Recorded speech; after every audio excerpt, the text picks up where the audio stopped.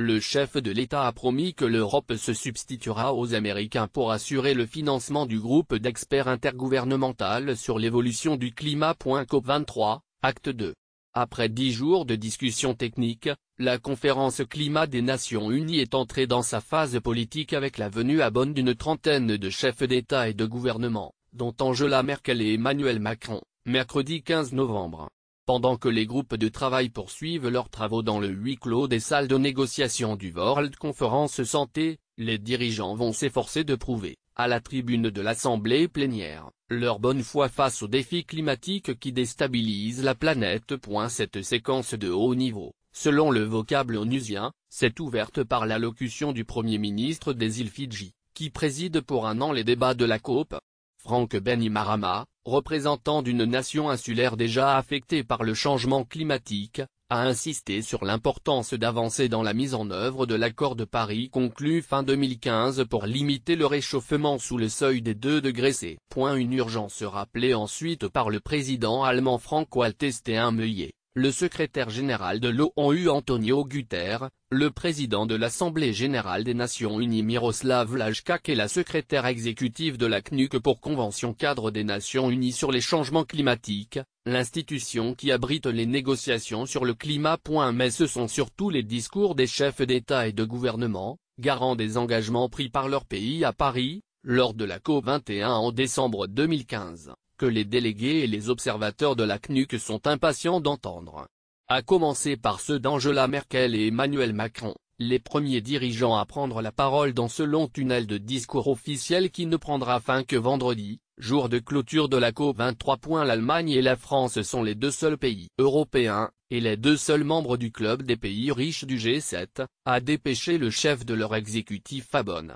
Côté américain, le sous-secrétaire d'État aux affaires politiques, Thomas Shannon, qui devait prendre la parole demain, sera finalement remplacé par Judith Garbet, vice-secrétaire d'État aux océans et aux affaires scientifiques et environnementales internationales. Sans bloquer les discussions, le deuxième plus gros émetteur de gaz à effet de serre fait profil bas depuis l'ouverture de la COP23, le 6 novembre. Les pays en développement, qui attendent des nations industrialisées des paroles fortes et des engagements tenus, sont donc attentifs aux propos aux signaux envoyés par Berlin et Paris. Ils retiendront sans doute le choix d'Angela Merkel d'insister sur les risques provoqués par le changement climatique et le besoin d'aider les pays du Sud à s'y adapter.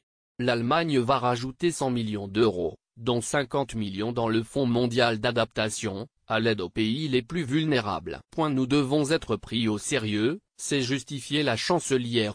Soutien aux scientifiques du G7 matière de dérèglement du climat, le seuil de l'irréversible a été franchi, a averti ensuite Emmanuel Macron, débutant son discours sur le soutien nécessaire aux scientifiques du groupe d'experts intergouvernemental sur l'évolution du climat GIEC, menacés dans leurs recherches par l'annonce américaine de ne plus financer l'institution. Plus du tiers du budget du GIEC dépend de Washington. L'Europe se substituera aux Américains et la France sera au rendez-vous, a promis M. Macron, sans préciser les clés de répartition de cet effort européen. Pas un centime ne manquera au GIEC en 2018. L'Europe doit jouer les premiers rôles, estime le chef de l'État. Mais c'est surtout la crédibilité du couple franco-allemand qui se joue à la COP23. Dans une lettre ouverte envoyée le 13 novembre, 18 ONG allemandes et françaises somment les 2 dirigeantes, s'affirmer comme le moteur d'un projet européen à la hauteur des défis sur le climat, traduisant les objectifs de l'accord de Paris en actions concrètes. Les organisations environnementales invitent notamment l'Allemagne et la France à soutenir, au sein de la Commission européenne, l'élaboration d'un paquet énergie-climat ambitieux pour 2030, en rehaussant bien avant 2020 les objectifs pour 2030.